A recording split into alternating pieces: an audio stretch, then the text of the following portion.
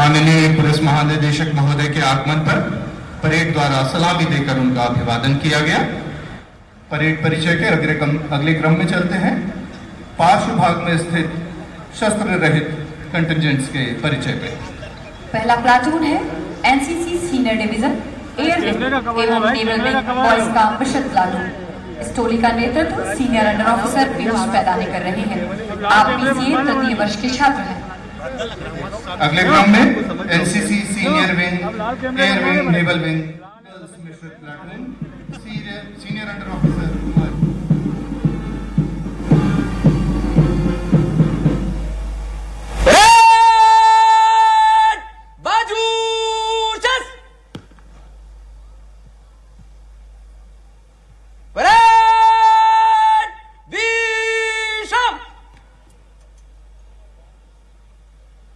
माननीय पुलिस महानिदेशक महोदय के आगमन पर परेड द्वारा सलामी देकर उनका अभिवादन किया गया।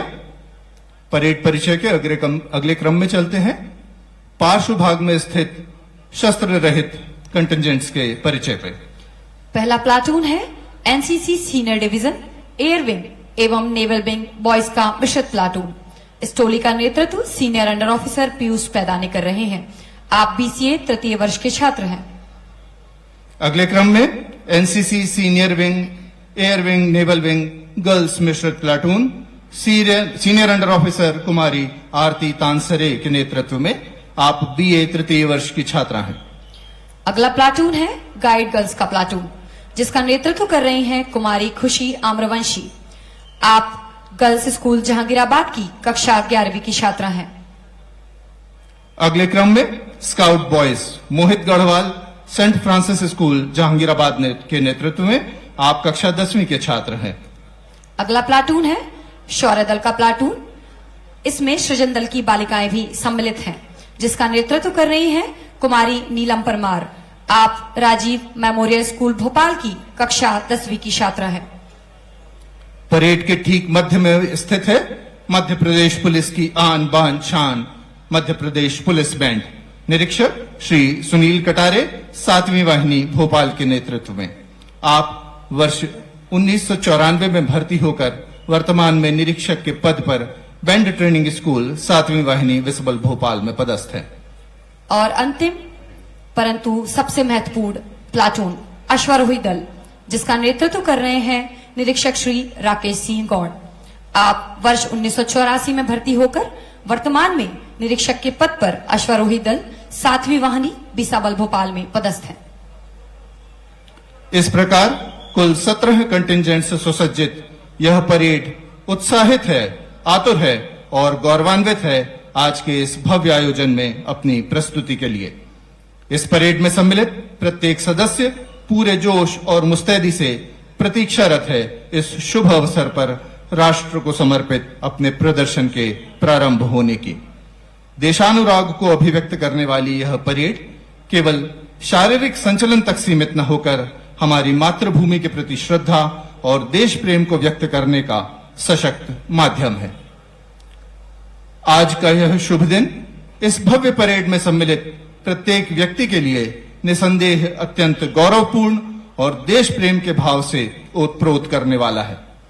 साथ ही यह अवसर हम सभी के लिए भी है कि हम इनके उत्साह में सम्मिलित होकर देश के प्रति अपने सच्चे अनुराग और अपनी निष्ठा को अभिव्यक्त कर सकें। देवियों और सज्जनों, हमारे मध्य आगमन हुआ माननीय मुख्य सचिव मध्य प्रदेश शासन श्रीमती वीरा राणा जी का हम आपका हार्दिक अभिनंदन करते हैं तथा सभी की ओर से स्वतंत्रता दिवस की शुभकामनाएं प्रेषित करते हैं। जो भरा नहीं है भावों से, बहती जिसमें रसधार नहीं, वह हृदय नहीं है पत्थर है जिसमें स्वदेश का प्यार नहीं। तो आइए पूरे जोश और देश प्रेम के जज्बे के साथ सम्मिलित होते हैं इन गौरवशाली स्वतंत्रता दिवस समारोह के क्षणों में। सुसज्जित वेशभूषा में मैदान में डटे ये जवान हमारे राष्ट्र के रक्षक हैं और यह देश इनके लिए वंदनीय है। हे जन्मभूमि भारत, हे कर्म भूमि भारत, हे वंदनीय भारत, अभिनंदनीय भारत, जीवन सुमन चढ़ाकर आराधना करेंगे, तेरी जन्म जन्म तक हम वंदना करेंगे। आज हमारी आजादी का जश्न है। 77 वर्षों की शानदार यात्रा के बाद हम आज वहां आ पहुंचे हैं जहां से भविष्य बड़ा ही उज्जवल दिखता है। आज हम अपना 78वां स्वतंत्रता दिवस मना रहे हैं। सन 1947 में पहली बार लाल किले की प्राचीर पर तिरंगा लहराया गया था और तब से प्रत्येक वर्ष स्वाधीनता दिवस की छटा अलग ही होती है। आज वही मौका है, वही शुभ अवसर है। अब से कुछ ही देर में हमारे मध्य प्रदेश के मुखिया माननीय मुख्यमंत्री महोदय पधारेंगे एवं ध्वजारोहण करेंगे। आज अवसर है उन देशभक्तों को याद करने का जिनके संघर्षों, त्याग और बलिदान की बदौलत आज हम आजाद हो सके हैं। स्वतंत्रता संघर्ष के दौरान जो जुल्म स्वतंत्रता सेनानियों पर ढाए गए वो किसी भी व्यक्ति के मनोबल को डिगा सकते थे, लेकिन हमारे स्वतंत्रता सेनानियों के मन में हमेशा यही विचार था कि आज नहीं तो कल उनका बलिदान रंग लाएगा और गुलामी की जंजीरें तोड़कर यह देश आजाद सुबह में कदम रखेगा।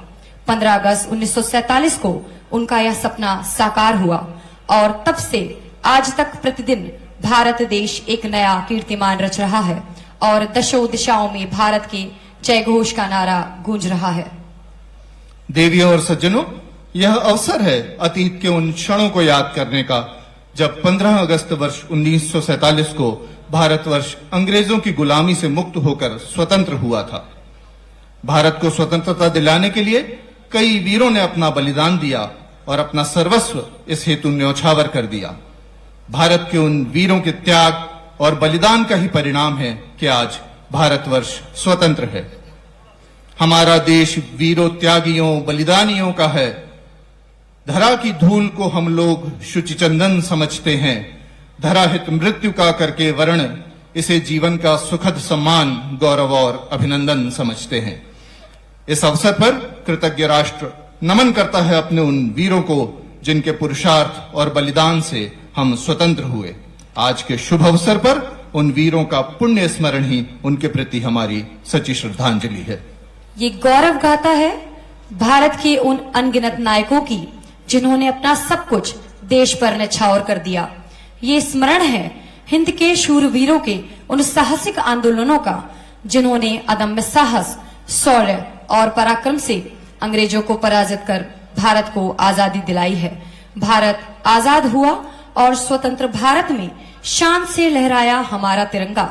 राष्ट्रीय अस्मिता का प्रतीक हमारा तिरंगा झंडा 140 करोड़ देशवासियों की आन, बान और शान है। आजादी के पर्व का उल्लास यहाँ लाल परेड ग्राउंड में, इस प्रांगण में और यहाँ उपस्थित जनसमूह के चेहरों पर आसानी से पढ़ा जा सकता है। आज का भारत प्रगतिशील भारत है, एक ऐसा देश सारी दुनिया जिसकी ओर उम्मीद भरी निगाहों से देख रही है। सुई से लेकर विमान तक के निर्माण में आत्मनिर्भरता इसकी एक मिसाल है। आज का भारत जिसके लिए अंतरिक्ष भी अंत नहीं है। आज का भारत दूसरे ग्रहों का, उपग्रहों का प्रक्षेपण कर रहा है और लगभग हर एक क्षेत्र में प्रगति के पथ पर अग्रसर है। पिछले कुछ वर्षों में राष्ट्र की विकास यात्रा में अपने आप में एक उदाहरण है, एक मिसाल है आत्मनिर्भरता की, तकनीकी की, आर्थिक और सामाजिक विकास की। देवियों सज्जनों, कुछ ही क्षणों पश्चात हमारे मध्य होंगे आज के कार्यक्रम के मुख्य अतिथि माननीय मुख्यमंत्री मध्य प्रदेश शासन डॉक्टर मोहन यादव। आपके शुभागमन के साथ ही आज का स्वतंत्रता दिवस समारोह औपचारिक रूप से प्रारंभ होगा। आप सभी की गरिमामयी उपस्थिति के लिए हम कृतज्ञता अभिव्यक्त करते हैं और आइए हम सब इन शुभ क्षणों में संकल्पबद्ध हों, मां भारती के प्रति हमारा जीवन एक दिव्य अभ्यर्थना बनकर अभिव्यक्त होता रहे। हमारा प्रत्येक कार्य सिर्फ और सिर्फ भारत मां के उन्मेष के लिए समर्पित रहे, इंगित रहे, उत्कट रहे। देवीय सज्जनों, स्वतंत्रता दिवस की पूर्ण गरिमा का आइए हम मनन करें, चिंतन करें और हर्षातिरेक से इस समारोह में अपनी सहभागिता दर्ज कराएं। गुलामी की जंजीरों से मुक्त हुआ यह प्रदेश, देश समारोह में शुभागमन हो चुका है माननीय मुख्यमंत्री महोदय का। आप मंच पर पधारेंगे। इसके साथ ही राष्ट्रीय ध्वजारोहण होगा, पुलिस बैंड द्वारा राष्ट्रगान की धुन का वादन होगा। सभी अपने स्थान पर खड़े होंगे, वर्दीधारी सैल्यूट करेंगे और साथ ही तिरंगे गुब्बारे आकाश में छोड़े जाएंगे।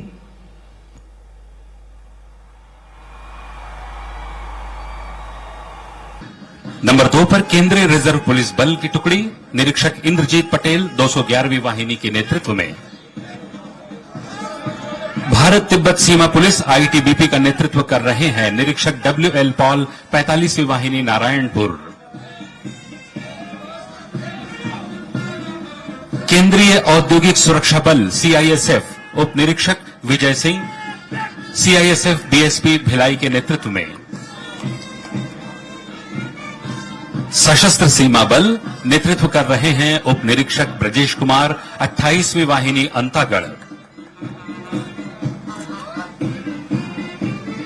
पड़ोसी राज्य ओडिशा की टुकड़ी ओडिशा पुलिस उप निरीक्षक विश्वभूषण तराई कालाहांडी डिवीजन के नेतृत्व में। छत्तीसगढ़ सशस्त्र बल की पुरुष टुकड़ी प्लाटून कमांडर शोएब मोहम्मद प्रथम वाहिनी भिलाई के नेतृत्व में।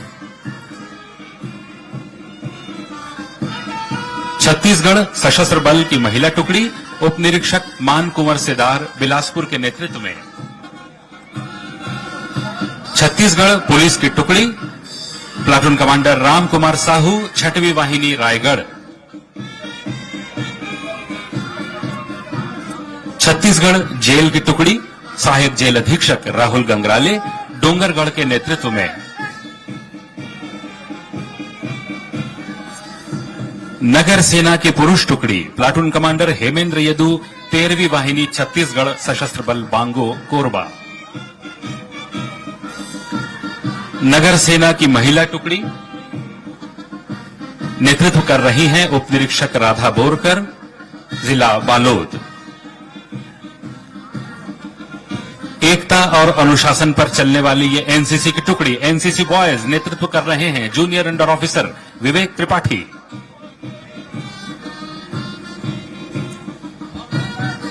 एनसीसी गर्ल्स की टुकड़ी नेतृत्व कर रही हैं junior under officer Janki Sahu. Army navy और एयर तीनों के ही जवान इन एनसीसी की टुकड़ियों में शामिल। पुलिस अश्वारोही दल नेतृत्व कर रहे हैं प्लाटून कमांडर योगेश चंद्रा 3री वाहिनी छत्तीसगढ़ सशस्त्र बल अमलेश्वर। और ये बैंड प्लाटून नेतृत्व कर रहे हैं एपीसी लीलेश कुमार प्रथम वाहिनी छत्तीसगढ़ सशस्त्र बल भिलाई।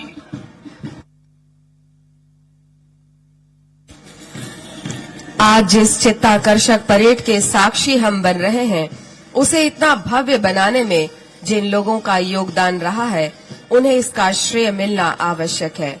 इस परेड में सराहनीय रूप से योगदान रहा है उपसेनानी निवेदिता पॉल, उपसेनानी असद खान, सहायक सेनानी संजय देवान, सहायक सेनानी वीरेंद्र सिंह नंदा, सहायक सेनानी अगस्तीन लुक्सवास, CC Harish Tiwari, PC Ramswaroop Ram, PC Sheikh Ayub, PC Gangaram Bhavedi, PC Dinesh Singh, PC Ramveer Singh, APC Jaleshwar Singh Parihar, under officer Piyush सेंदाने।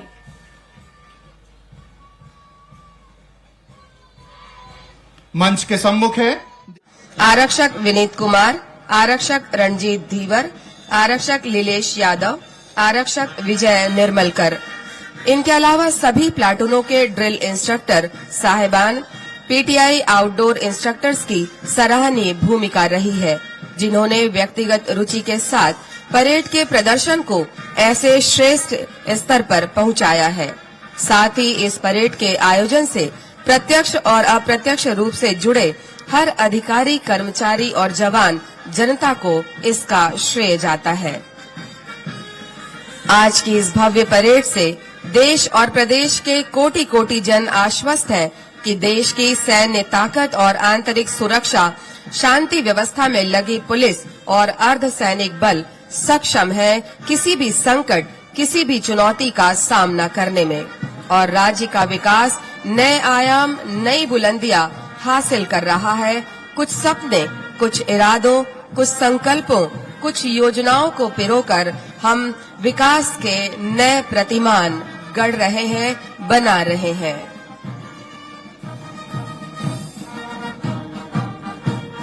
आज का ये मार्च पास्ट हम सभी के दिलों पर अपनी छाप छोड़ता जा रहा है। एक अनुशासित और सधी हुई परेड हम सभी देख रहे हैं।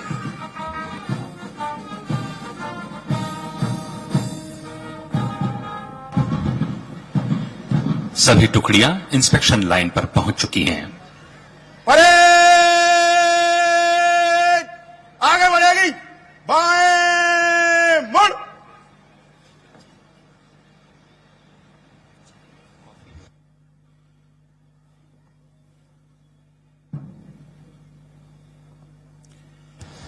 परेड बाजू सस्त।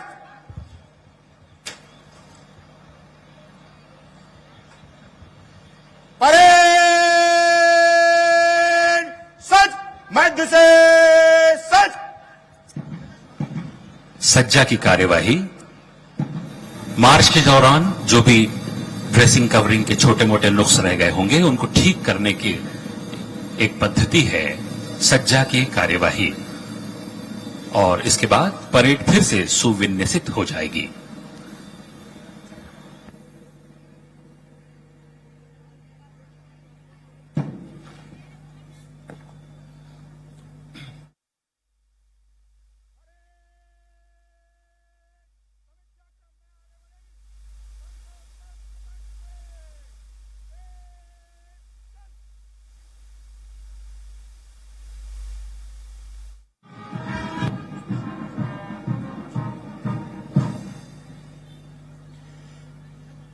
परेड सलामी देगी, जनरल सल्यूट, सलामी सस्त।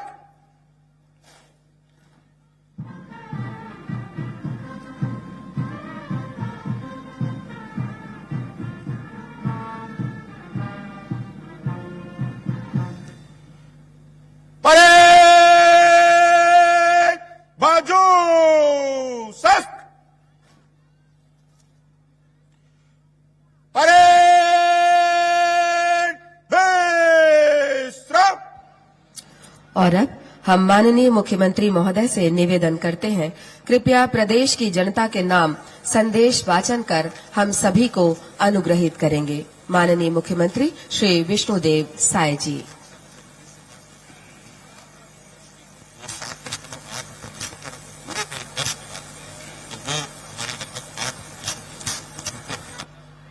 देश के 78वें स्वतंत्रता दिवस पर सभी छत्तीसगढ़ वासियों को हार्दिक बधाई। आज स्वतंत्रता दिवस की इस मंगल बेला में हम सभी स्वाधीनता का सुख साझा कर रहे हैं। हमको यह आजादी अंग्रेजी साम्राज्यवाद के विरुद्ध सीटों की वृद्धि होगी। नवाचार और उद्यमिता को बढ़ावा देने के लिए हमने 6 विश्वविद्यालय में इंक्यूबेशन सेंटर स्थापित किए हैं और के माध्यम से पर्यटन के प्रयास किए गए हैं।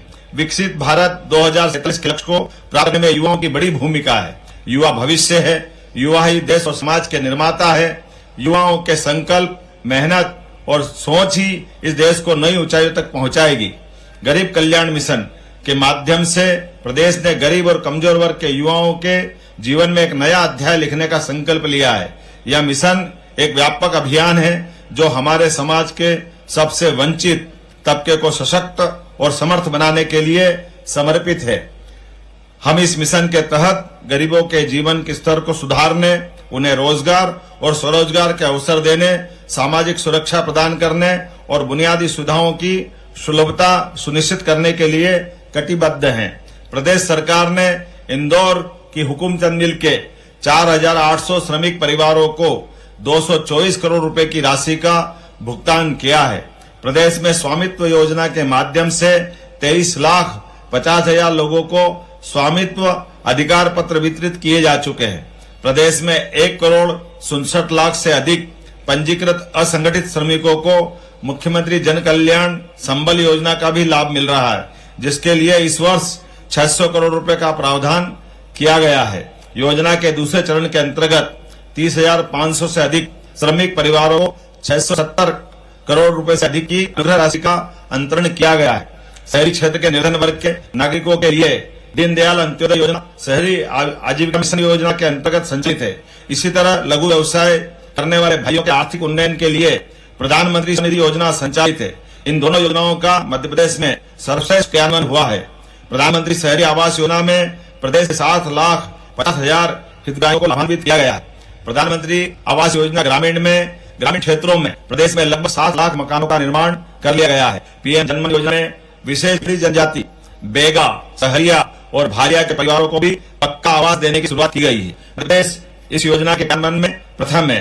प्रदेश सरकार ने मुख्यमंत्री कन्या विवाह और निकाह साधना में वर्ष 2023-24 में 62,583 कन्याओं के विवाह के लिए सहायता राशि दी है। समाज के वरिष्ठ जन, दिव्यांगजन, निराश्रितों और कल्याण बहनों को प्रत्येक माह 600 रुपए दिए जा रहे हैं। अन्य तरह के 81,000 दिव्यांगजनों को बीते वर्ष 500 करोड़ रुपए से अधिक की आर्थिक सहायता प्रदान की गई है। बीते वर्ष 34,000 दिव्यांगजनों को 43 करोड़ 80 लाख रुपए की लागत से 66,000 से अधिक कृत्रिम अंग लगवाए गए हैं। श्रम कल्याण मंडल की विभिन्न योजनाओं में 7 लाख श्रमिकों को 43 करोड़ रुपए की सहायता राशि दी गई है। श्रमिक के परिवारों के लिए शैक्षणिक छात्रवृत्ति योजना, शिक्षा प्रोत्साहन पुरस्कार, विवाह सहायता, कल्याणी सहायता, श्रमिक साहित्य पुरस्कार और उत्तम श्रमिक पुरस्कार योजना लागू की गई है। प्रदेश में श्रमिकों के बच्चों को बेहतर शिक्षा देने के उद्देश्य से 4 आवासीय श्रमोदय विद्यालय संचालित किए जा रहे हैं। प्रदेश के 3 औद्योगिक नगरों जबलपुर, सतना और मंडीदीप में मजदूरों के लिए नवीन अस्पताल प्रारंभ होंगे। महात्मा गांधी नरेगा योजना के अंतर्गत जरूरतमंद ग्रामीणों को रोजगार देने अमृत सरोवर योजना, जलगंगा संवर्धन अभियान, पुष्कर धरोहर अभियान में अनेक कार्य चल रहे हैं। स्वच्छ भारत मिशन ग्रामीण में वर्ष 2025 प्रदेश के ग्रामों को कचरे और कीचड़ से मुक्ति दिलाकर उन्हें मॉडल श्रेणी का ODF प्लस ग्राम बनाने का लक्ष्य रखा है। करीब 42,000 ग्रामों में यह कार्य हो गया है। राज्य ग्रामीण आजीविका मिशन में 66,000 से अधिक परिवारों को आर्थिक उन्नयन गतिविधियों से जोड़ा गया है। जनजाति वर्ग के समग्र विकास और कल्याण के लिए इस वित्त वर्ष में 40,804 करोड़ रुपए के बजट का प्रावधान किया गया है, जो पिछले बजट की तुलना में 23.4% अधिक है। तेंदुपत्ता संग्राहकों का मानदेय 3,000 रुपए प्रति बोरा से बढ़ाकर 4,000 रुपया कर दिया गया है, जिसका सीधा लाभ लगभग 35 लाख संग्राहकों को मिल रहा है। प्रधानमंत्री जनमन योजना में प्रदेश में बहुउद्देशीय केंद्र, ग्रामीण आवास, ग्रामीण सड़क, समग्र शिक्षा और विद्युतीकरण कार्यों पर इस वर्ष 1,607 करोड़ रुपए व्यय किए जाएंगे। विशेष पिछड़ी जनजाति बहुल जिलों में 7,300 करोड़ रुपए से अधिक की लागत से अधोसंरचना के कार्य किए जा रहे हैं। छात्रावासों के विद्यार्थियों की समस्याओं के निराकरण एवं मार्गदर्शन के लिए 24 घंटे 7 दिन मित्र हेल्पलाइन प्रारंभ की गई। अब छात्रावासों में विद्यार्थियों को कंप्यूटर की शिक्षा भी उपलब्ध कराई जा रही है। अनुसूचित जाति उपयोजना के अंतर्गत इस वित्त वर्ष में 27,900 करोड़ का प्रावधान प्रस्तावित है। अनुसूचित जाति विद्यार्थियों के लिए छात्रवृत्ति, शिष्यवृत्ति, गणेश, छात्रावास आदि सुविधा के लिए 1,427 करोड़ रुपए का प्रावधान किया गया है। विमुक्त, घुमंतु एवं अर्ध घुमंतु वर्ग के बालकों की स्कॉलरशिप को बढ़ाकर 1,550 रुपये, बालिकाओं की स्कॉलरशिप राशि को बढ़ाकर 1,590 रुपये प्रति माह कर दिया गया है। हमारी रणनीति स्पष्ट है और संकल्पित भी। हर गरीब और कमजोर वर्ग को समृद्धि और सुरक्षा की ओर ले जाना। अंधेरा चाहे कितना भी घना हो, उम्मीद का एक दीपक सब कुछ बदल सकता है। नारी सशक्तिकरण मिशन केवल एक सरकारी प्रयास नहीं है, बल्कि सभी बहनों के सशक्तिकरण का सुदृढ़ संकल्प है। यह मिशन महिलाओं के सशक्तिकरण, समानता के अवसर, सुरक्षा और सम्मान को सुनिश्चित करने के लिए समर्पित है। इसी उद्देश्य से प्रदेश सरकार ने महिलाओं के आर्थिक, सामाजिक, शैक्षणिक और राजनीतिक सशक्तिकरण को अपनी सर्वोच्च प्राथमिकता में रखा है। नारी सशक्तिकरण मिशन के अंतर्गत हम बहनों को उद्यमिता में बढ़ावा देने, कौशल विकास के अवसर उपलब्ध कराने, शिक्षा व रोजगार के साधनों को सुलभ कराने के लिए पूरी तरह कटिबद्ध हैं। महिला स्व सहायता समूहों को सुदृढ़ कर महिलाओं के आर्थिक विकास को बढ़ावा दिया जाएगा। महिलाओं की सुरक्षा और सम्मान के प्रति भी सरकार पूरी तरह सजग है। हम स्वास्थ्य सुविधाओं में सुधार कर रहे हैं। बेटी बचाओ बेटी पढ़ाओ अभियान को और मजबूत बना रहे हैं और महिलाओं के विरुद्ध अपराधों के प्रति जीरो टॉलरेंस की नीति को सख्ती से लागू कर रहे हैं। लाडली बहना योजना का उद्देश्य हर बहन को आर्थिक रूप से मजबूत बनाना है ताकि वे किसी भी कठिनाई का सामना अपने दम पे कर सके, अपनी आवश्यकताओं को पूरा कर सके और आत्मनिर्भर बन सके। योजना के अंतर्गत 1,29,00,000 बहनों के खाते में विगत 8 महीने में 12,000 करोड़ रुपए से अधिक की राशि अंतरित की जा चुकी है। इस वर्ष रक्षाबंधन के पावन पर्व पर प्रदेश सरकार ने हर बहन के खाते में 250 रुपए की अतिरिक्त राशि जारी की है ताकि सभी बहनें त्योहार को खुशी और सम्मान के साथ मना सके। रक्षाबंधन केवल एक त्योहार नहीं बल्कि भाई बहन के अटूट प्रेम और सुरक्षा का प्रतीक है। सरकार यह सुनिश्चित कर रही कि हर बहन की रक्षा के लिए न केवल उसका भाई बल्कि उसकी सरकार भी सदैव तत्पर रहे। प्रदेश प्रधानमंत्री मातृ वंदना योजना में देश में प्रथम है। इस योजना में 2017 से 2024 तक 41,70,000 बहनों को 1,150 करोड़ रुपए की राशि दी गई। महिला स्व सहायता समूहों को 9,500 करोड़ रुपए से अधिक की सहायता उपलब्ध कराई गई है। हर महीने 117 लाख पात्र परिवारों को निःशुल्क अनाज प्रदान किया जा रहा है। हमारे यशस्वी प्रधानमंत्री ने उज्ज्वला योजना के माध्यम से बहनों को रसोई गैस सुविधा दिलवाकर उनको धुएं से होने वाले कष्ट से मुक्ति दिलवाई है। मध्य प्रदेश में लगभग 90 लाख बहनों को गैस कनेक्शन दिया है। प्रदेश की 45,89,000 बहनों के खाते में 450 रुपए गैस सिलेंडर की रिफिलिंग के लिए 118 करोड़ रुपए की राशि अंतरित की गई है। मध्य प्रदेश में स्त्री पुरुष अनुपात में सुधार हुआ है। यह अनुपात प्रति 1,000 पुरुष पर 927 महिलाओं से बढ़कर 956 हो चुका है। प्रदेश में 453 बाल विकास परियोजनाओं के अंतर्गत 84,659 आंगनवाड़ी केंद्र, 12,670 मिनी आंगनवाड़ी केंद्र संचालित है। किसान कल्याण मिशन के तहत कई महत्वपूर्ण कदम उठाए जाएंगे जो किसान भाइयों और बहनों के जीवन को बेहतर बनाएंगे और प्रदेश की उपज को राष्ट्रीय अंतर्राष्ट्रीय स्तर पर प्रतिस्पर्धात्मक बनाएंगे। इसी को ध्यान में रखते हुए किसान की उपज की गुणवत्ता को सुधारने के लिए आधुनिक तकनीकी साधन के चरण में रायपुर, रायगढ़, बस्तर, कबीरधाम और जसपुर में भी इनकी स्थापना की जाएगी। प्रदेश में स्वास्थ्य सुविधाओं की स्थिति को मजबूत करने मेडिकल शिक्षा का लगातार विस्तार जरूरी है। हमने संभाग स्तर पर एम्स की तर्ज पर Chhattisgarh institute of medical science CIMS आरंभ करने का निर्णय लिया है। रायपुर में मेकाहारा तथा बिलासपुर में सिम्स के भवन विस्तार तथा अन्य सुविधाओं पर काम प्रारंभ कर दिया है।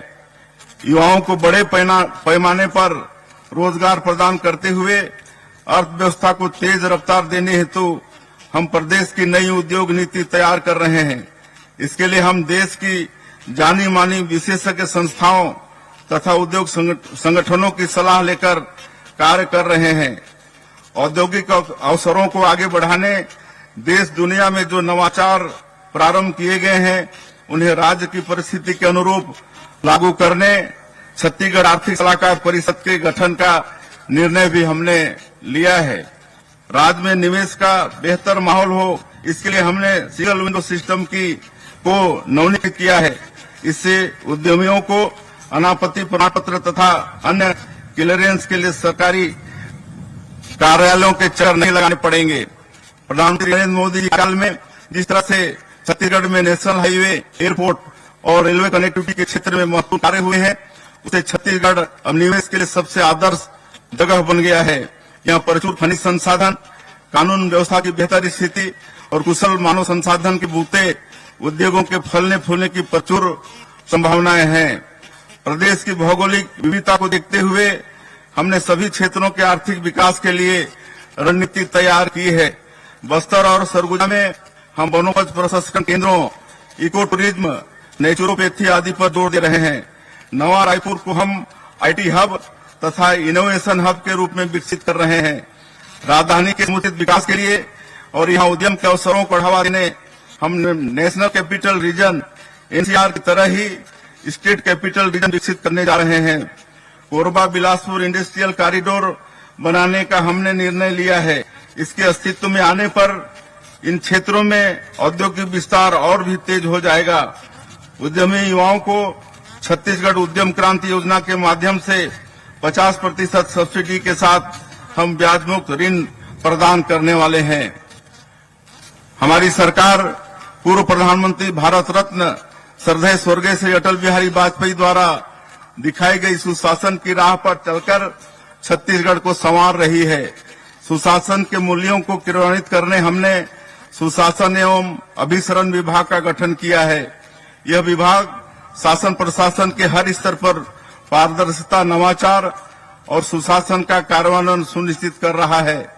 योजनाओं के जमीनी क्रियान्वयन की प्रभावी मॉनिटरिंग के लिए हमने अटल मॉनिटरिंग ऐप भी तैयार किया है। प्रशासन के हर स्तर पर पारदर्शिता लाने के लिए हम विभागों में 266 करोड़ रुपए की लागत से आईटी टूल्स का इस्तेमाल कर रहे हैं। इन्हें अपनाने से मानवीय त्रुटि एवं कूटरचना की आशंका समाप्त हो जाएगी।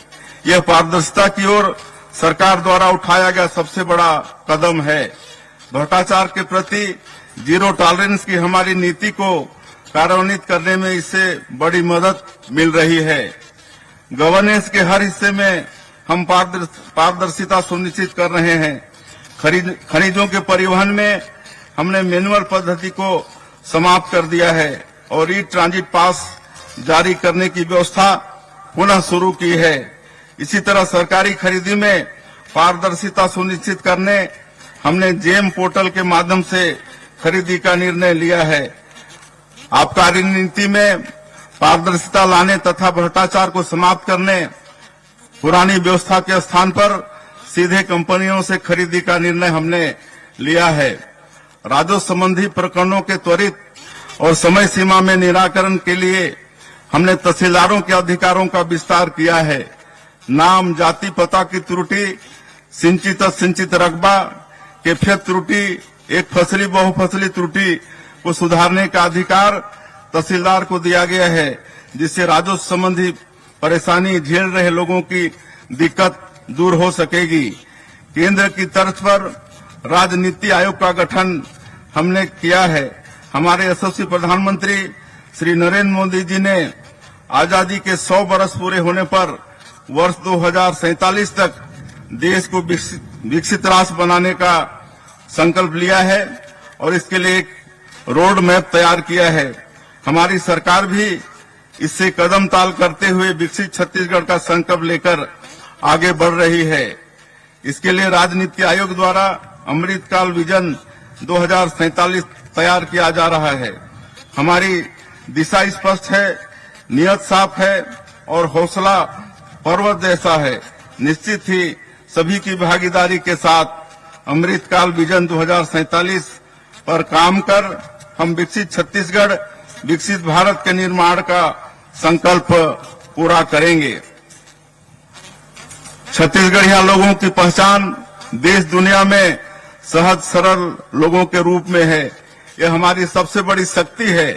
हम मेहनतकश लोग हैं, ईमानदारी से काम करते हैं। ये हमारे सांस्कृतिक मूल्य हैं। इन्हें सहेज कर रखना हमारी बड़ी जिम्मेदारी है। अपनी बोली भाषा, तीज त्योहार, खान पान को सहेजते हुए आने वाली पीढ़ी को इनसे परिचित कराते हुए हमें निरंतर आगे बढ़ना है।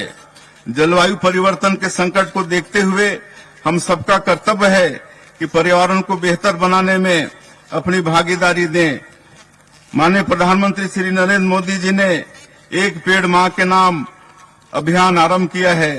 मैंने अपने गृहग्राम बगिया में इस अभियान के अंतर्गत रुद्राक्ष का पौधा लगाया है। रायपुर में भी मुख्यमंत्री निवास में मैंने दहमन का पौधा लगाया है। आप भी एक पौधा जरूर लगाएं, यह आप सभी से हमारा आग्रह है। यह हमारी पुण्य भूमि का परम सौभाग्य है कि श्री राम हमारे भांजे हैं और उनकी कर्म भूमि भी छत्तीसगढ़ है। मनेन्द्रगढ़, चिरमिरी, भरतपुर जिले के सीतामढ़ी, हरका चौरा से लेकर सुकमा के इंजरम तक कण कण भगवान श्री राम के वनवास काल का साक्षी है। हमारी धरती माता सबरी की पुण्य भूमि है। पवित्र सूर्यनारायण धाम में उन्होंने अपनी अगाध श्रद्धा से जूठे बेर प्रभु को खिलाए थे। वनवास के दौरान बिताए गए 14 वर्षों में से 10 वर्ष प्रभु श्री राम ने हमारे छत्तीसगढ़ में बिताए हैं। रामायण के प्रसंग, जनजातीय लोगों से प्रभु श्री राम के अद्भुत स्नेह तथा प्रभु श्री राम के जनजातीय लोगों के प्रति गहन अनुराग और समर्पण से भरे पड़े हैं।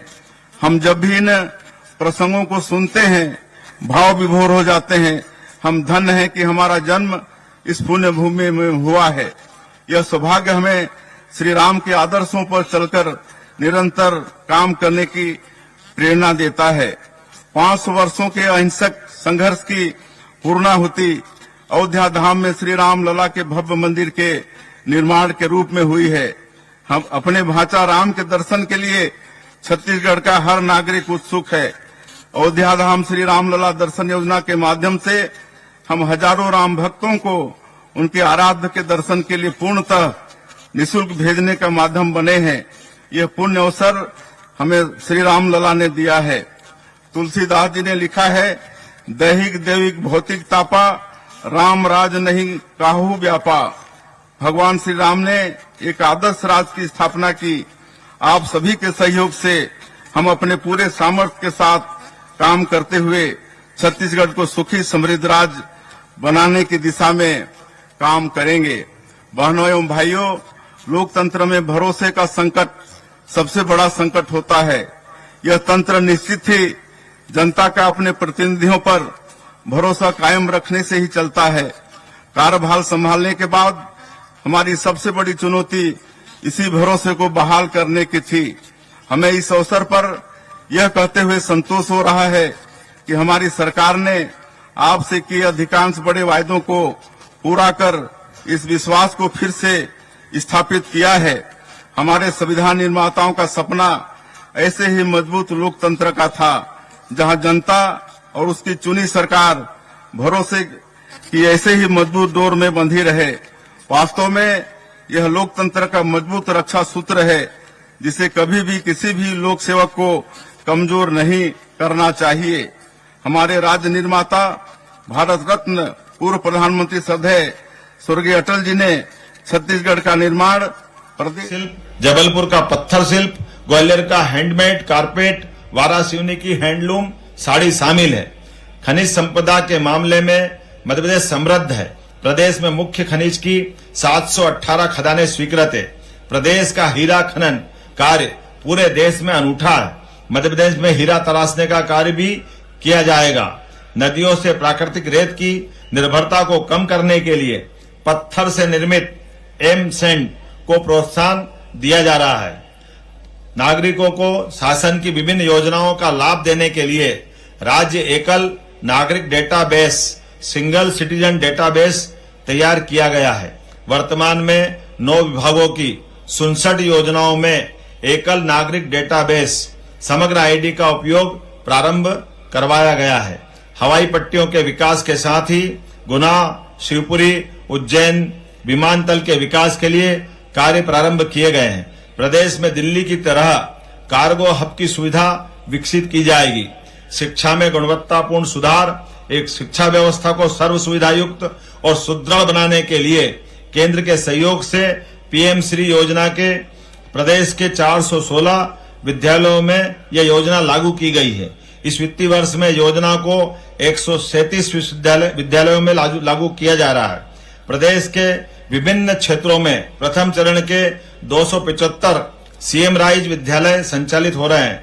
पिछले 3 शिक्षा सत्र में प्राथमिक, माध्यमिक, उच्च माध्यमिक शिक्षक एवं अन्य पदों पर 32,082 शिक्षकों की भर्ती की गई है। वर्ष 2024-25 में 4,50,000 पात्र छात्र छात्राओं को निःशुल्क साइकिल प्रदान की जाएगी। नवीन शिक्षक आवास योजना के अंतर्गत शैक्षणिक विकास में और अधिक गुणवत्ता लाने के लिए ग्रामीण शिक्षकों के आवास योजना को स्वीकृति दी गई है। समग्र शिक्षा के अंतर्गत सैनिटेशन और हाइजीन योजना में कक्षा 7 से 12 की 19 लाख छात्राओं के बैंक खातों में प्रति छात्रा 300 रुपए के मान से 57 करोड़ की राशि अंतरित की गई है। मध्य प्रदेश उच्च शिक्षा के सकल नामांकन अनुपात में राष्ट्रीय औसत से आगे निकल गया है। भारतीय संस्कृति के अनुरूप विश्वविद्यालय के कुलपति को अब कुलगुरु नाम दिया गया है। प्रधानमंत्री श्री नरेंद्र मोदी जी ने नई राष्ट्रीय शिक्षा नीति 2020 के माध्यम से उच्च शिक्षा के क्षेत्र में अभिनव पहल कर मातृभाषाओं को मदद देने का निर्णय किया है। मध्य प्रदेश राष्ट्रीय शिक्षा नीति में अग्रणी भूमिका निभा रहा है। प्रधानमंत्री उच्चतर शिक्षा अभियान पीएम उषा में प्रदेश के 8 विश्वविद्यालयों में अधोसंरचना एवं अन्य विकास कार्यों के लिए 400 करोड़ की राशि स्वीकृत की गई है। प्रदेश में डिजिटल विश्वविद्यालय की स्थापना की जाएगी। महाविद्यालयों के लिए 2000 से अधिक नवीन पद सृजित किए गए हैं। खरगोन में क्रांति सूर्य टंट्या भील विश्वविद्यालय, सागर में रानी अवंतीबाई लोधी विश्वविद्यालय, गुना में तात्या टोपे विश्वविद्यालय प्रारंभ किए गए हैं। सागर में आचार्य श्री विद्यासागर महाराज के नाम से आयुर्वेदिक मेडिकल कॉलेज भी प्रारंभ किया जाएगा। महाविद्यालय स्तर पर विदेशी भाषाओं के अध्ययन केंद्र भी बनाए जाएंगे। मुख्यमंत्री मेधावी विद्यार्थी योजना में इस वर्ष 61,629 मेधावी विद्यार्थियों को 450 करोड़ रुपए की राशि उपलब्ध कराई गई है। मध्य प्रदेश कौशल विकास परियोजना के अंतर्गत भोपाल में ग्लोबल स्किल पार्क के निर्माण का कार्य किया जा रहा है। प्रदेश में इंजीनियरिंग और मेडिकल की शिक्षा को हिंदी में पढ़ाने की व्यवस्था की जा रही है। प्रदेश में चिकित्सा व्यवस्था को बेहतर बनाने के लिए आगामी 2 वर्ष में 25,000 पदों को भरने की कार्य योजना है। अत्यंत गंभीर चिकित्सकीय परिस्थिति में रोगी को त्वरित एवं विशेष चिकित्सीय उपचार की आवश्यकता की स्थिति में देश के उच्चतम संस्थानों में त्वरित परिवहन किए जाने के लिए पीएम श्री एयर एम्बुलेंस सेवा का संचालन प्रारंभ किया गया है। प्रदेश में मेडिकल टूरिज्म को बढ़ावा देने के लिए 200 से 250 एकड़ के क्षेत्र में मेडिकल पार्क विकसित होंगे, जिससे विभिन्न सुपर स्पेशलिटी सेवाएं आमजन को एक ही स्थान पर उपलब्ध हो सकेगी। प्रदेश में सिकल सेल एनीमिया की रोकथाम बचाव के लिए विशेष प्रयास किए जा रहे हैं। समस्त आदिवासी बहुल जिलों में सिकल सेल एनीमिया की जांच की जा रही है। प्रत्येक जिला अस्पताल में आयुष विंग बनाया जा रहा है। प्रदेश में प्रत्येक जिला अस्पताल में आगामी 17 सितंबर को माननीय प्रधानमंत्री जी के जन्म दिवस के अवसर पर रेड क्रॉस से जन आरोग्य केंद्र प्रारंभ किए जा रहे हैं। प्रदेश सरकार ने स्वास्थ्य संस्थाओं के सुचारू संचालन के लिए 46,491 नवीन पदों की स्वीकृति प्रदान की है। प्रदेश में शीघ्र ही नए 11 आयुर्वेदिक चिकित्सा महाविद्यालय प्रारंभ होंगे। राजस्व विभाग की सेवाओं को नागरिकों से 15 मार्च तक राजस्व महाअभियान संचालित कर 30 लाख से अधिक राजस्व प्रकरणों का निराकरण किया गया है। प्रदेश में 16 जुलाई से 30 अगस्त तक राजस्व महाअभियान 2 भी जारी किया गया है। प्रदेश 15 अगस्त 2024 से ई संपदा सॉफ्टवेयर को लागू करने जा रहा है, जिसके माध्यम से रजिस्ट्री पूर्णतः डिजिटल होकर डिजिटल हस्ताक्षर से निष्पादित की जाएगी।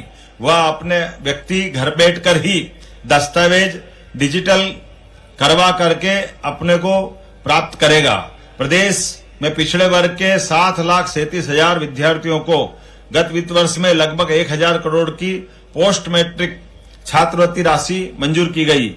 विदेश में पढ़ाई के लिए भी 64 विद्यार्थियों को लगभग 14 करोड़ रुपए की राशि प्रदान की गई। मुख्यमंत्री पिछड़ा वर्ग एवं अल्पसंख्यक उद्यम योजना में बैंकों के माध्यम से 600 विद्यार्थियों को 32 करोड़ 42 लाख रुपए की ऋण राशि वितरित की गई। जनजाति विद्यार्थियों को छात्रवृत्ति, आवास सहायता, विदेश में अध्ययन के लिए सहायता, सिविल सेवा प्रोत्साहन परीक्षा पूर्व प्रशिक्षण केंद्र आकांक्षा योजना का भी लाभ दिलवाया जा रहा है। विशेष पिछड़ी जनजातियों बेगा, भारिया, सहरिया के 2 लाख से अधिक परिवारों को हर महीने 1,500 रुपए की राशि पोषण आहार के लिए प्रदान की जा रही। वर्ष 2023-24 में इस वर्ष 323 करोड़ रुपए खर्च किए जाएंगे। प्रधानमंत्री आदर्श ग्राम योजना में प्रदेश के 7,307 ग्रामों का चयन किया गया है। इस वर्ष योजना में 238 करोड़ की राशि मंजूर की गई। पीएम जनमन योजना में प्रदेश में ग्रामीण आवास, ग्रामीण सड़क, समग्र शिक्षा, विद्युतीकरण कार्यों पर इस वर्ष 1,607 करोड़ रुपए व्यय किए जाएंगे। प्रदेश के विभिन्न स्थानों पर जनजाति समुदायों के गौरवशाली व्यक्तियों के संग्रहालय का भी विकास किया जाएगा। जबलपुर में राजा शंकर शाह, रघुनाथ शाह संग्रहालय का कार्य किया जा रहा है। जनजाति संग्रहालय छिंदवाड़ा को नया स्वरूप दिया जा रहा है। जबलपुर एयरपोर्ट और मदन महल फ्लाईओवर का नामकरण वीरांगना रानी दुर्गावती के नाम पर किया गया है।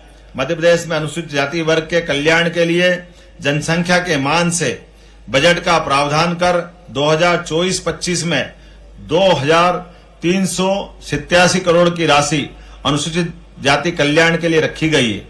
विमुक्त, घुमक्कड़, अर्ध घुमक्कड़ समुदाय की जातियों के शैक्षणिक, आर्थिक और सामाजिक उन्नयन के विभिन्न कार्य किए जा रहे हैं। मध्य प्रदेश में नगरों में बेहतर नागरिक सुविधाएं प्रदान की जा रही।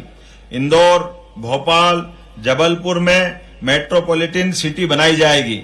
इंदौर और भोपाल में मेट्रो ट्रेन का काम तेजी से चल रहा है। आने वाले समय में इंदौर से उज्जैन के बीच मेट्रो ट्रेन भी प्रारंभ की जा रही है। कायाकल्प अभियान के अंतर्गत 2,500 करोड़ रुपए की राशि के निवेश से शहरों की सड़कों की स्थिति बेहतर हुई है। शहरी पेयजल योजना में प्रदेश के 413 नगरीय निकाय, 5 छावनी क्षेत्र में योजना लागू करने के लिए वित्तीय व्यवस्था पूर्ण की गई है। इंदौर नगर निगम को लगातार 7 वर्ष से देश के सबसे स्वच्छ शहर होने का गौरव हासिल है। मध्य प्रदेश अब देश दुनिया के पर्यटकों का पसंदीदा गंतव्य है। प्रदेश में 3 विश्व धरोहर खजुराहो, सांची और भीमबेटका है। ओरछा और मांडव के साथ ही ग्रामीण पर्यटन के अनेक स्थान भी प्रदेश की धरोहर है। अनेक राष्ट्रीय उद्यान, अभयारण्य भी पर्यटकों को आकर्षित करते हैं। मध्य प्रदेश की सांस्कृतिक विरासत का ये मुख्य केंद्र है। माननीय प्रधानमंत्री जी के कर कमलों से विक्रमोत्सव के अवसर पर दुनिया की पहली विक्रमित बेदी घड़ी का शुभारंभ कर भारतीय कालगणना का साक्षात्कार पूरी दुनिया से कराया गया है। पीएम श्री पर्यटन वायु सेवा प्रारंभ कर प्रदेश के 8 शहरों भोपाल, इंदौर, जबलपुर, रीवा, ग्वालियर, सिंगरौली और खजुराहो को हवाई सेवा से जोड़ा गया है। पीएम श्री धार्मिक पर्यटन हेली सेवा का संचालन भी प्रारंभ किया गया है। भगवान श्री राम, भगवान श्री कृष्ण के बिना संसार अधूरा है। भगवान श्री कृष्ण के चरण प्रदेश के जिन स्थानों पर पड़े, भारत की बात सुनाता हूँ, है प्रीत जहाँ की रीत सदा।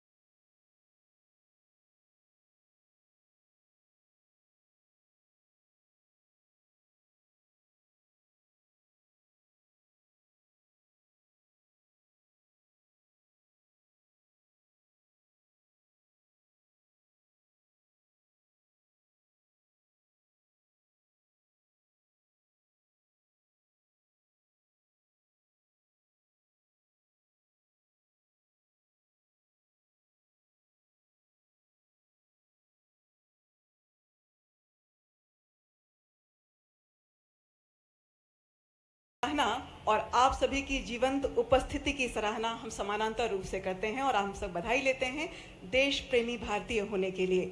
अगली प्रस्तुति से पहले हम आपकी बहुत ही सजग और जागरूक उपस्थिति का आह्वान करते हैं, क्योंकि यह कोई सामान्य प्रस्तुति नहीं, मानवीय रिश्तों की कोमलता और मधुरता की नींव पर देश प्रेम का भव्य भवन बनाने की जो उत्कट अभिलाषा शहीदों की यहाँ प्रस्तुत की जा रही है, बेशक उसका एक क्षण भी खोने लायक नहीं है।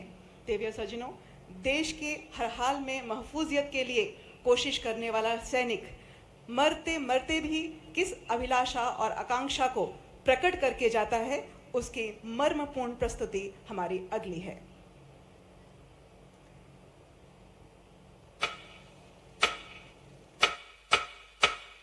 ये आवाज है एक शहीद फौजी की। मेरे जवान दोस्तों, मेरे शहीद होने के बाद जब तुम मुझे मेरे गांव लेकर जाओगे, घर की दहलीज में पहुंचते ही मुझे कंधे से उतार देना और मेरी मां के निकट जाके पोंछना उनके आंसू और सीने से लिपट जाना। कहना जाते जाते उसके बेटे ने कई दिलों में इनकलाब की भावनाओं का बीज बोया है। खुश हो जा मां, आज तेरा बेटा पहली बार वक्त पे सोया।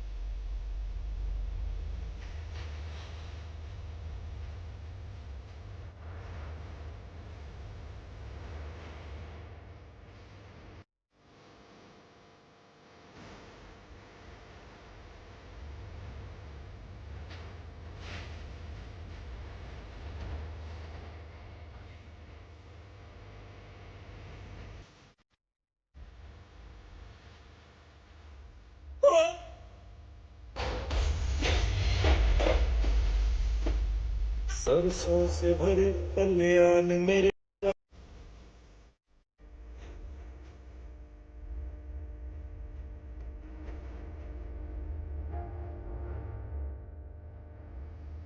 मेरी बीवी सहनी सी बैठी होगी, उसे कहना कि करवा चौथ हर साल रखे और तब तक रखे जब तक आसमान में चंदा है। तो क्या हुआ, उसका पति जिंदा नहीं, देश तो जिंदा है।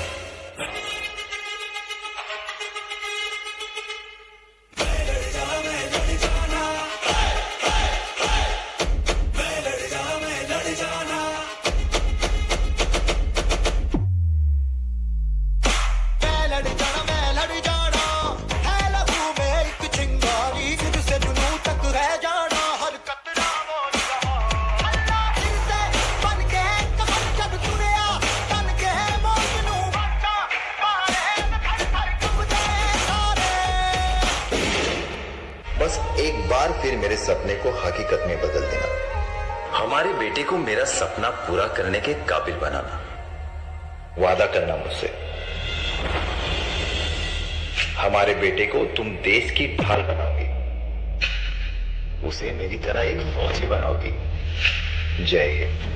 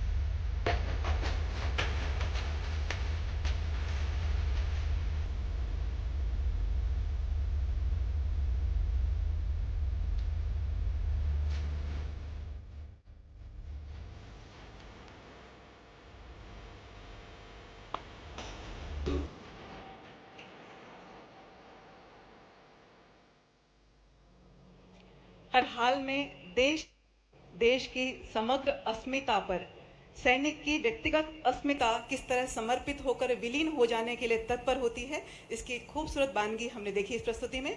और अब अगला एकल गीत धरती सुनहरी अंबर नीला, आरक्षक तेजराम पुलिस ऑर्केस्ट्रा की तरफ से।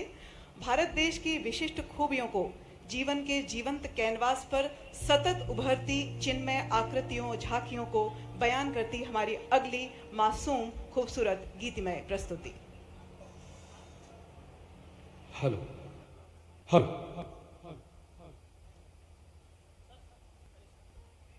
गाने से पहले मैं चंद लाइनें हम सभी के लिए कहना चाहूंगा कि जमीन पर रहते हैं, कि जमीन पर घर बनाया है मगर जन्नत में रहते हैं। जमीन पर घर बनाया है मगर जन्नत में रहते हैं। हमारी खुशनसीबी है कि हम भारत में रहते हैं। भारत माता की।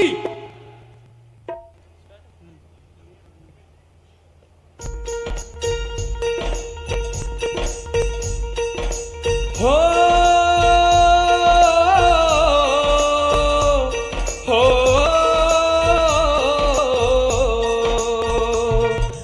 अंबरिया था धरती बसदी, एते हर रुत हसदी हो।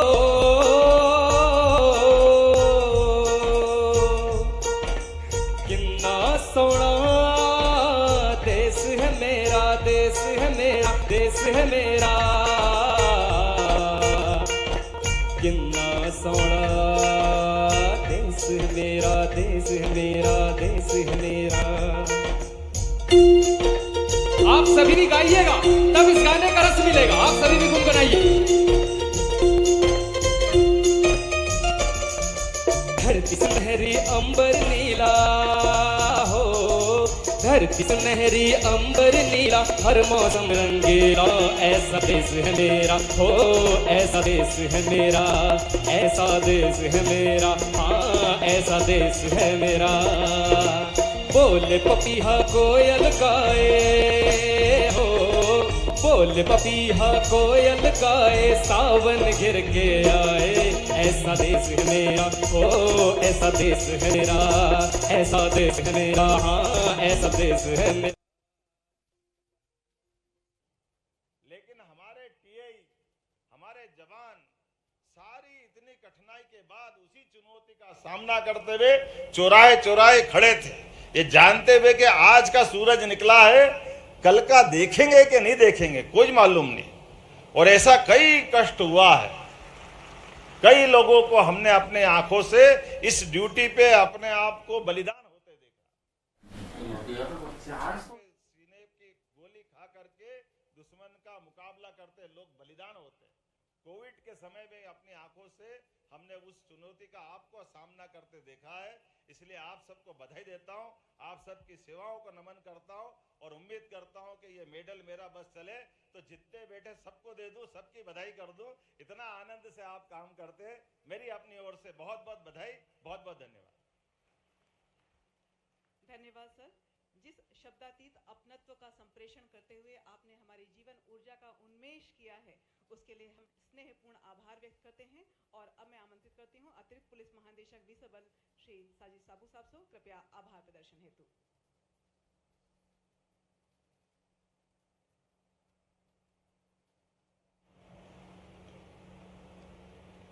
कार्यक्रम में उपस्थित मध्य प्रदेश के यशस्वी मुख्यमंत्री माननीय डॉक्टर मोहन यादव जी, मध्य प्रदेश के पुलिस महानिदेशक Shri Sudhir Kumar Saxena, ACS home Shri SN मिश्र, DG होमगार्ड श्री अरविंद कुमार एवं DG जेल श्री गोविंद प्रताप सिंह।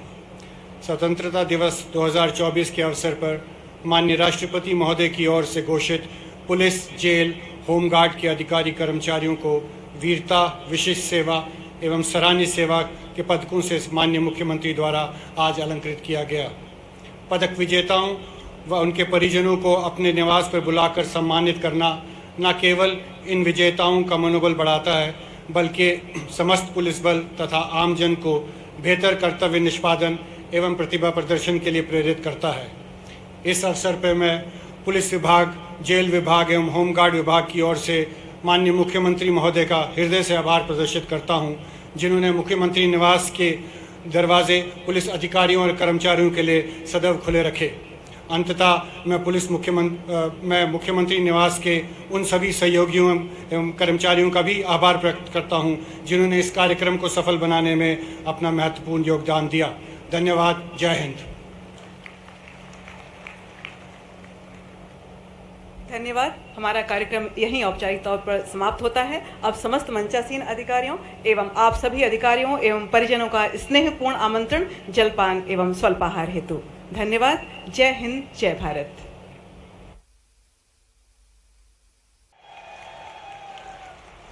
हर दल को योग्य प्रकार से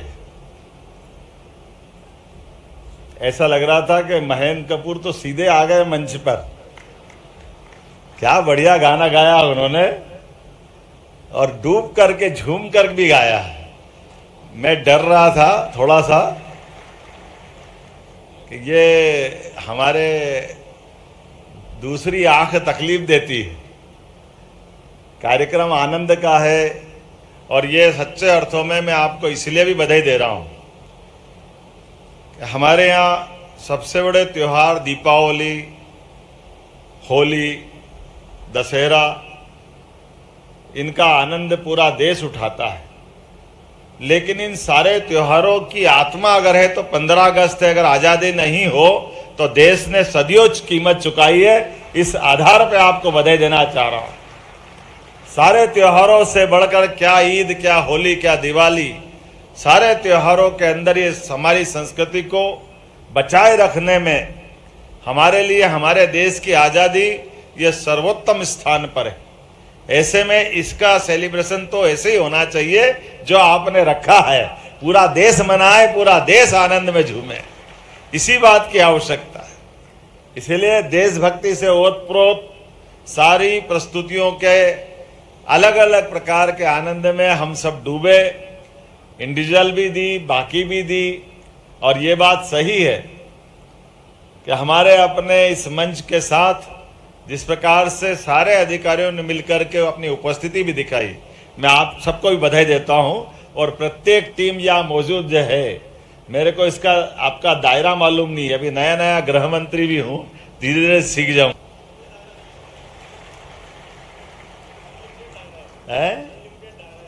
नहीं, अनलिमिटेड तो है, लेकिन अनलिमिटेड की लिमिट कहाँ है ये भी मालूम नहीं है। मुझे शब्द बोलने में अटपटा लगेगा, लेकिन मुझे मालूम नहीं कि पुलिस इतनी कलाकार भी है।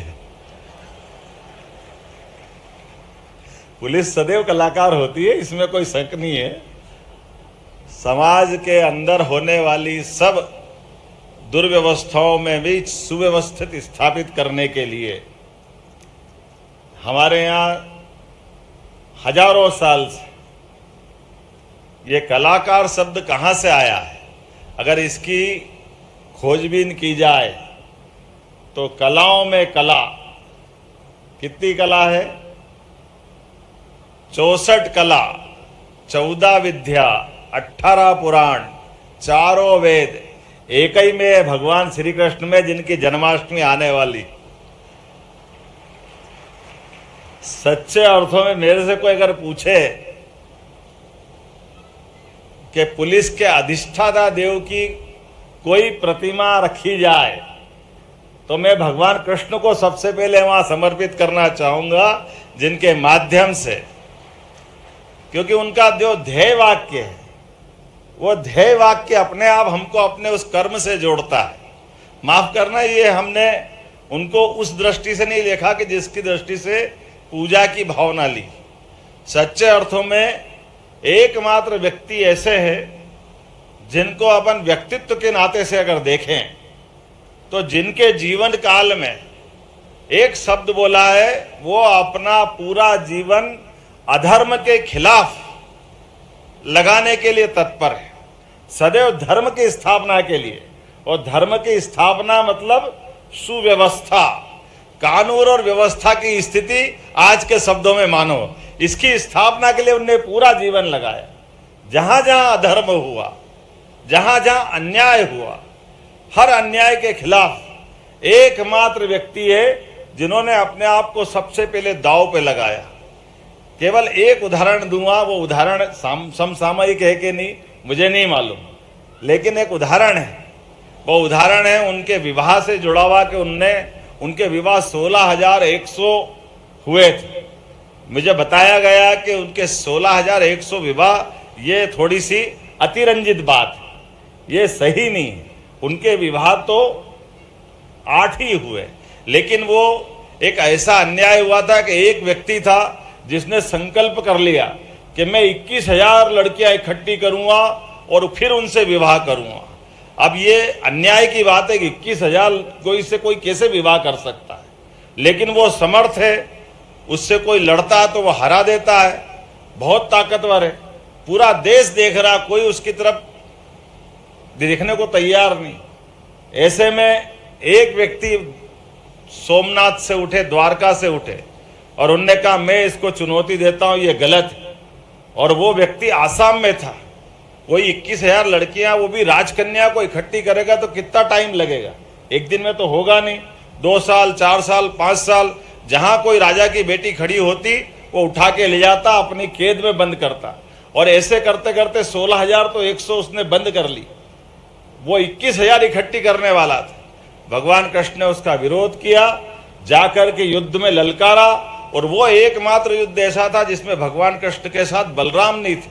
अकेले कृष्ण भगवान ने वो युद्ध किया और डंके की चोट उसको मारा। मारने के बाद सारी बहनों को कैद से बाहर किया और कहा कि आप अपने अपने घर जा सकती हो, आपका हमने ये कैद समाप्त कर दी, बंधन समाप्त कर दिया। ये प्रश्न ऐसा था, जब एक बड़ा काम तो हो गया कि अन्यायी को मार दिया जो गलत काम करने वाला, लेकिन उससे बड़ा एक धर्म संकट खड़ा हो गया कि अब ये कहां जाएगी। हम सब जानते कि माता बहनों को घर से एक दिन बाहर रहना पड़ जाए तो घर वालों की कठिनाई पड़ जाती है कि अब बच्ची के बारे में क्या कहा जाए।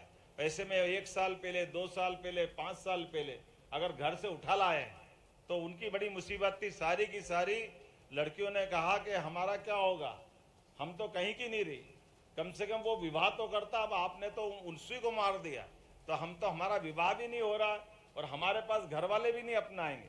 तो भगवान कृष्ण ने वही घोषणा की कि ये बात सही है कि आपके साथ अन्याय हुआ है, लेकिन आप मुझे बताओ मैं क्या करूंगा। तो उन्होंने कहा या तो हमारे पास 2 रास्ते हैं, हम सब ब्रह्मपुत्र में डूब के मर जाएं या गलत रास्ते पे जाएं।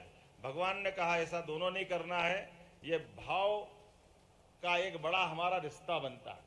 सामाजिक क्रांति का यह सबसे बड़ा उदाहरण भगवान श्री कृष्ण का है, जिन्होंने निर्णय किया कि आप सबको मैं अपने घर में तो नहीं लाऊंगा, लेकिन आप पूरे देश में देव दर्शन करो, जहां जाना हो जाओ। तो उन्होंने कहा हम जाएंगे तो हमारा लोग पूछेंगे हम विवाहित हैं या अविवाहित हैं, हमारा क्या होगा। तो उन्होंने कहा अगर आपको यह संकट है तो मैं अपना नाम देता हूं। तो नाम दान उन्होंने किया और धर्म पत्नी का नाम तब से प्रारंभ हुआ, केवल भाव से, कोई परिवार में नहीं बसाया।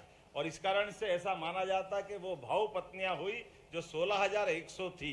मुझे लगता है कि वो जो पुलिस से मैंने संबंध जोड़ा, ऐसे उमड़ते घुमड़ते प्रश्नों में कई सारे रहस्य हमारे समाज सुधार के भी छिपे हुए हैं, उनके आधार पर हमारे जीवन दृष्टि भी मिलती है। और मुझे लगता है कि पुलिस के इस पूरे आयोजन में आपकी छाती पे जो मेडल दिखता है, ऐसा लगता है हम सबका ये चौड़ा सीना आपको देख के गर्व से भर जाता है। भारत में सुशासन अगर है तो आप सबके भरोसे से मैं आपको बधाई देना चाहता हूं, देशवासियों को बधाई देना चाहता हूं, प्रदेशवासियों को बधाई देना चाहता हूं। 24 घंटे जिस प्रकार से आप मेहनत करते हैं, अनथक रूप से, अभी हमारी आंखों से देखा हुआ वो कोविड का समय, जो अच्छे अच्छे चिकित्सक भी घर से निकलने को तैयार नहीं थे, सारी व्यवस्थाएं ध्वस्त हो गई। लेकिन मैं उस बात का गवाह हूं, मैं प्रभारी मंत्री था, हम अपने गृह जिले में प्रभारी मंत्री थे, लेकिन हमारे टीआई, हमारे जवान सारी इतनी कठिनाई के बाद उसी चुनौती का सामना करते हुए चौराहे चौराहे खड़े थे, ये जानते हुए कि आज का सूरज निकला है, कल का देखेंगे कि नहीं देखेंगे कोई मालूम नहीं। और ऐसा कई कष्ट हुआ है, कई लोगों को हमने अपने आंखों से इस ड्यूटी पे अपने आप को बलिदान होते देखा। जिस प्रकार से सीमा पे सीने की गोली खा करके दुश्मन का मुकाबला करते लोग बलिदान होते, कोविड के समय में अपनी आंखों से हमने उस चुनौती का आपको सामना करते देखा है। इसलिए आप सबको बधाई देता हूं, आप सबकी सेवाओं को नमन करता हूं और उम्मीद करता हूं कि ये मेडल मेरा बस चले तो जितने बैठे सबको दे दूं, सबकी बधाई कर दूं। इतना आनंद से आप काम करते हैं, मेरी अपनी ओर से बहुत बहुत बधाई, बहुत बहुत धन्यवाद। धन्यवाद सर। जिस शब्दातीत अपनत्व का संप्रेषण करते हुए आपने हमारी जीवन ऊर्जा का उन्मेष किया है, उसके लिए हम स्नेहपूर्ण आभार व्यक्त करते हैं। और अब मैं आमंत्रित करती हूं अतिरिक्त पुलिस महानिदेशक विसर बल श्री साजिद साबू साहब से, कृपया आभार प्रदर्शन हेतु।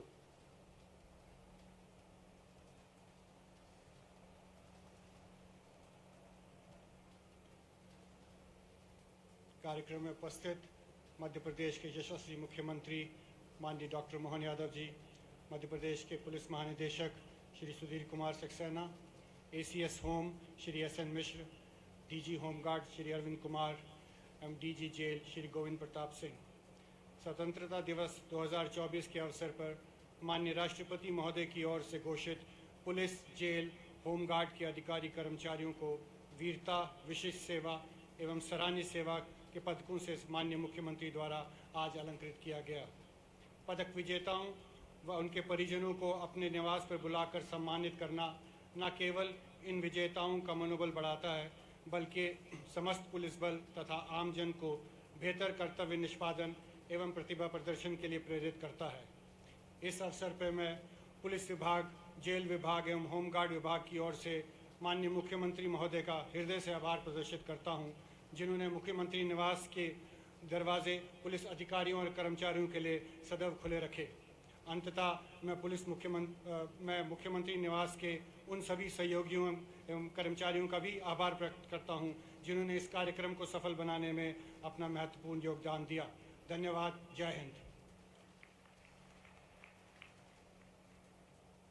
धन्यवाद। हमारा कार्यक्रम यहीं औपचारिक तौर पर समाप्त होता है। अब समस्त मंचासीन अधिकारियों एवं आप सभी अधिकारियों एवं परिजनों का स्नेहपूर्ण आमंत्रण जलपान एवं स्वल्पाहार हेतु। धन्यवाद। जय हिंद, जय भारत।